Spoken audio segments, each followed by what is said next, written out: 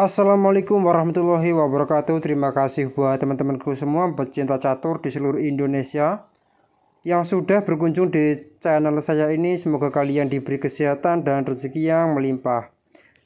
Nah, oke teman-teman, di video kali ini saya akan membagikan 4 strategi catur dari sang legenda catur dunia, master catur dunia Paul Keres. Nah, tetapi sebelum saya lanjut video lebih lanjut, jika kalian belum subscribe channel ini, silahkan kalian klik tombol subscribe, like, dan juga share jika menurut kalian video ini bermanfaat bagi orang banyak.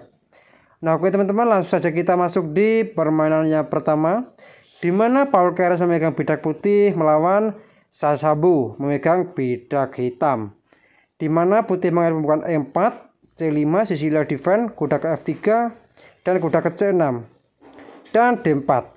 Dan pion pukul pion, kuda pukul pion, kuda ke F6, mengancam pion E4, dan kuda ke C3 untuk mensupport pion E4, D6, mengaktifkan gajah G5, menyerang kuda E6, dan menteri ke D2, dan mempersiapkan rokade panjang sekaligus mensupport gajah E7, juga mempersiapkan rokade pendek sekaligus mensupport kuda, rokade panjang dan rokade pendek. F4 terlebih dahulu, langsung mendobrak di petak pusat teman-teman.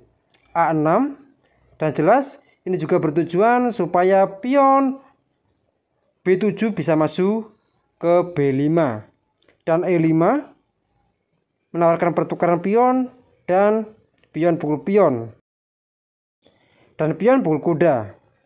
Nah teman-teman, di posisi seperti ini langkah terbaiknya yaitu adalah menteri pukul menteri, skak, beteng pukul menteri, dan jelas jalur D sudah dikuasai oleh beteng, dan pion pukul kuda dan pion pukul pion mengancam kuda ke D5, mengajak pertukaran gajah sekaligus mengajak pertukaran kuda, dan gajah pukul gajah dan kuda pukul gajah, dan gajah ke D3. Nah teman-teman, di posisi seperti ini mungkin putih sedikit diunggulkan dalam hal posisi. Nah oke, kita kembali lagi di langkah aslinya. Nah teman-teman, di posisi seperti ini di langkah aslinya yaitu adalah pion pukul kuda dan pion pukul pion mengancam kuda ke D7, H4, langsung mendobrak di petak H ataupun jalur H teman-teman. Beteng ke B8 untuk menyerang pion lemah B2, dan menteri ke E3 untuk mensupport pion. Nah teman-teman, di posisi seperti ini apa jadinya bila langsung kuda pukul pion? Masalahnya menteri pukul menteri, beteng pukul menteri, dan beteng pukul beteng, skak, dan gajah pukul beteng, dan gajah pukul gajah. Nah di posisi seperti ini juga putih sudah diunggulkan 1 perwira. Nah maka dari itu teman-teman, di posisi seperti ini di langkah yang ke-13 dijawab dengan beteng ke B8 terlebih dahulu untuk membuat ancaman balasan, dan menteri ke E3 untuk mensupport pion, dan beteng E8,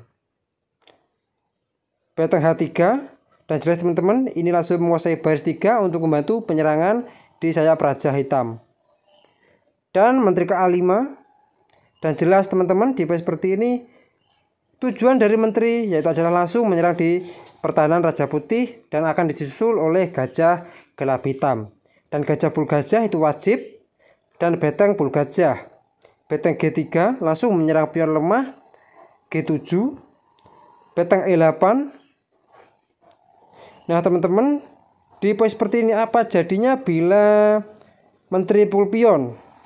Maka menteri pukul menteri dan kuda pukul menteri, dan beteng ke D8, skakmat teman-teman, beteng E8, dan beteng pukul beteng. Dan jelas putih sangat unggul ya dalam posisi kalau menerima pion teman-teman.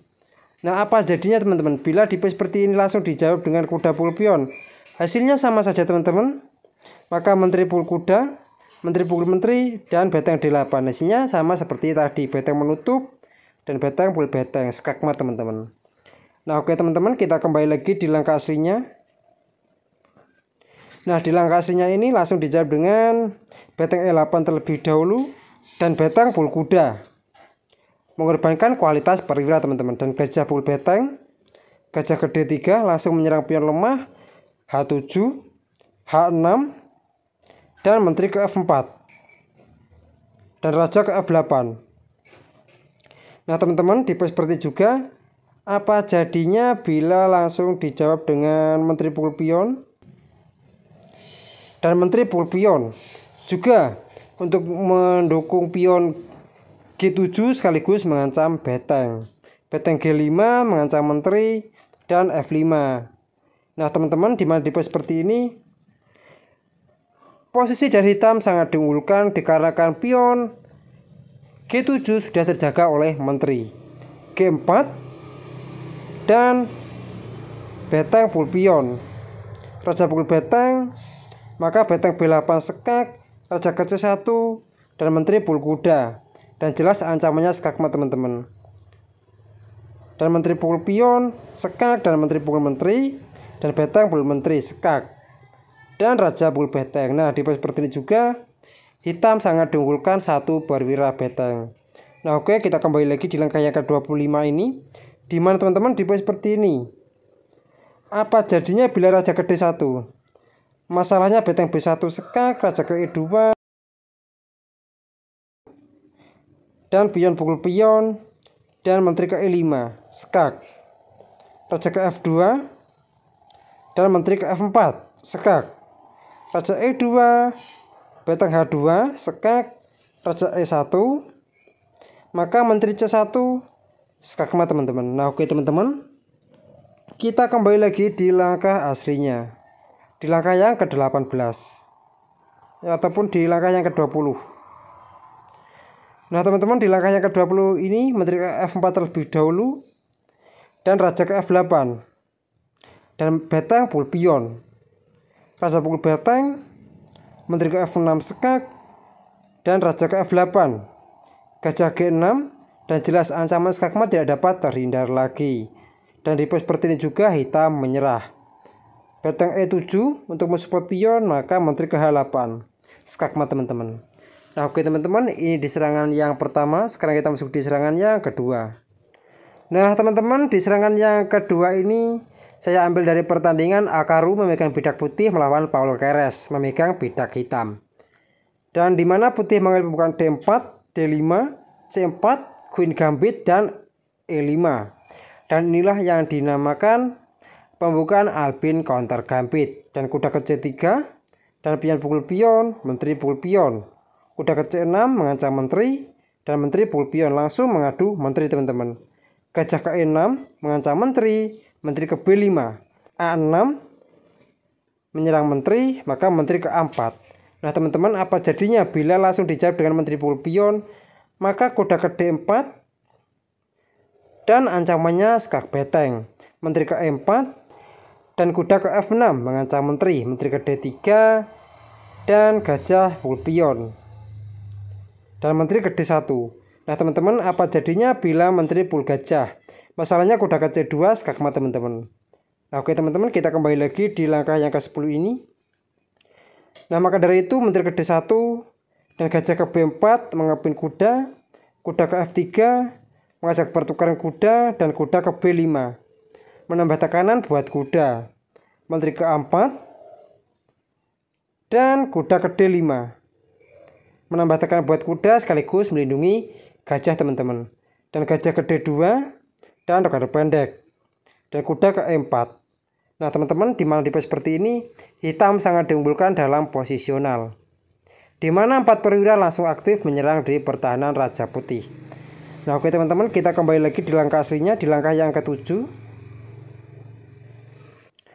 Dan menteri ke A4 dan gajah ke B4 menekan kuda, gajah ke D2 untuk mensupport kuda dan gajah pukul pion, A3 mengancam gajah dan B5 juga mengancam menteri, menteri ke C2, maka kuda ke D4 menyerang menteri, menteri ke E4 sekak dan gajah ke E7 menutup, kuda ke F3 untuk menawarkan pertukaran kuda dan C5 untuk mensupport kuda, beteng ke C1 langsung menguasai jalur C dan kuda ke F6 mengancam menteri, menteri B1 dan menteri ke D6 dan kuda pukul kuda dan pion pukul kuda juga mengancam kuda. Kuda ke E4 langsung menawarkan pertukaran kuda sekaligus mengancam menteri, kuda pukul kuda, menteri pukul kuda. dan rokade pendek. Nah, di mana tipe seperti ini perwira dari hitam langsung semuanya aktif teman-teman. Gajah ke F4 menyerang menteri ke D8. Benteng ke D1 juga menambah tekanan buat pion, dan gajah ke F6 untuk mensupport pion sekaligus mengaktifkan benteng. Menteri ke F3, benteng E8 langsung menguasai jalur E. B3 menyerang gajah, dan D3 menyerang balik di pertahanan raja putih, dan E4. Nah teman-teman, tipe seperti ini apa jadinya bila langsung dijawab dengan pion pukul gajah? Masalahnya pion pukul pion, E4 dan menteri ke A5 sekak. Gajah ke D2 menutup, maka menteri pukul pion. Nah di mana tipe seperti ini hitam memiliki 3 pion bebas teman-teman. Nah maka dari itu teman-teman, kita kembali lagi di langkah yang ke-22. Nah di mana tipe seperti ini dijawab dengan E4 dan gajah C3 sekak. Gajah D2 menutup dan menteri ke D4 juga mensupport gajah. Gajah pukul gajah, menteri pukul gajah sekak. Benteng ke D2 menutup dan benteng pukul pion sekak. Dan pengorbanan satu benteng, menteri pukul benteng. Dan menteri ke C1 sekak, raja ke D1 dan D2 sekak mat teman-teman. Nah oke teman-teman, ini di serangan yang kedua. Sekarang kita masuk di serangan yang ketiga. Nah oke teman-teman, di serangan yang ketiga ini saya ambil dari pertandingan Paul Keres memegang bidak putih melawan Boris Spassky memegang bidak hitam. Dan Paul Keres mengambil pembukaan D4 dan kuda ke F6 India defense, C4 dan E6 dan kuda ke F3 dan B6 mengaktifkan gajah dan E3. Gajah ke B7 langsung menyerang kuda. Gajah ke D3 juga langsung memantau pion H7. Gajah E7 mempersiapkan rokade pendek dan rokade pendek. Rokade pendek dan B3, dan jelas teman-teman mensupport pion sekaligus mengaktifkan gajah. D5 langsung menawarkan pertukaran pion, dan gajah ke B2 langsung memantau di pertahanan raja hitam. Kuda B ke D7, dan jelas ini akan membantu pion C7 maju ke C5. Dan kuda ke C3 untuk menambah tekanan buat pion D5 dan C5 langsung mendobrak di petak pusat. Menteri ke E2 dan jelas langsung mengoneksikan benteng agar bisa langsung menguasai jalur tengah. Dan pion D pukul C4 dan pion pukul pion. Menteri C7 langsung menguasai jalur C, dan benteng A ke D1 menguasai jalur D, dan benteng A ke D8. Tidak mau kalah dengan putih menguasai jalur D. D5 langsung menawarkan pertukaran pion dan A6. Nah teman-teman, apa jadinya bila di pos seperti ini langsung dijawab dengan pion pukul pion? Masalahnya pion pukul pion dan kuda pukul pion. Kuda pukul kuda dan gajah pukul kuda.